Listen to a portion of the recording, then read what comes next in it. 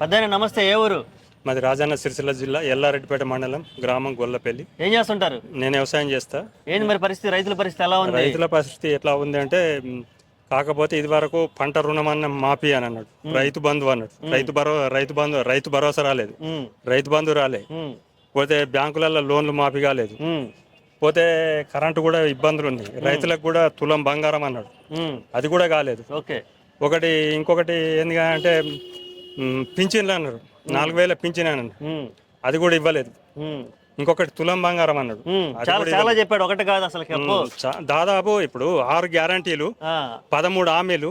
ఇందులో ఇచ్చింది ఒకటి ఏంది అంటే ఒక పిరి బస్సు.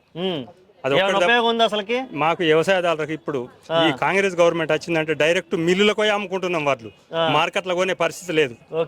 మార్కెట్లో కొంటనే లేరు వాళ్ళు. అవి ఎన్ని రోజుల తడబడి ఉంటుండగా, ఎండ వస్తుండగా, వర్షాలకు అన్నిటికీ ఇబ్బందులు తట్టుకోలేక 1,850 రూపాయల క్వింటాలు డైరెక్ట్ మిల్లుకు కొట్టి అమ్ముకుంటుంది. సరే సార్, థ్యాంక్స్. ఇంకేంది పరిస్థితి మరి?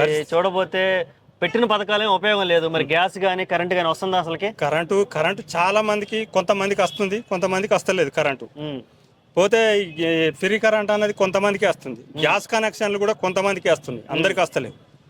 కాంగ్రెస్ గవర్నమెంట్ ఏంది అంటే మన తెలంగాణకు దరిద్రం పట్టినట్టున్నది. ఇప్పుడు రైతులకు అయితే పూరా దరిద్రం ఇది. మరి రైతులు అరెస్ట్ చేశారు కదా, లంచర్లో రైతులు అరెస్ట్ చేశారు. అరెస్ట్ చేశారు. వాళ్ళు ఎట్లా చేసిండ్రు, ఏ కారణంగా చేసిండ్రు, ఏంటిది అనేది దౌర్జన్యం.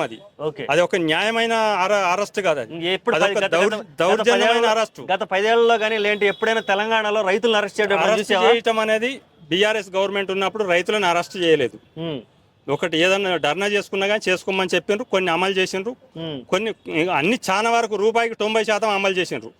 అందులో కొన్ని అమలు చేయకపోవచ్చు, ఒక పథకమో 2 పథకాలు కానీ. మొత్తానికి అయితే 99% అమలైనవి అవి బీఆర్ఎస్ గవర్నమెంట్ లో. కాంగ్రెస్ గవర్నమెంట్, రేవంత్ రెడ్డి గవర్నమెంట్ మొత్తం జూటా మాటలు, అన్ని దొంగ మాటలు. ఏం లేదు. నేను ఇప్పుడే తెచ్చుకొని 2 లక్షల రూపాయలు రుణమాఫీ అని అన్నాడు. 2 లక్షల రూపాయలు రుణమాఫీ తెచ్చుకోమన్నాడు. 2 లక్షలు తెచ్చుకున్న వాళ్ళు ఇప్పుడు బ్యాంకుల చుట్టూరుగా తిరుగుతుండ్రు, అధికారుల చుట్టూరుగా తిరుగుతుండ్రు. రైతులకు ఏంది అంటే రైతులకు ఉన్నంత ఇబ్బంది ఎవరికి కూడా లేదు.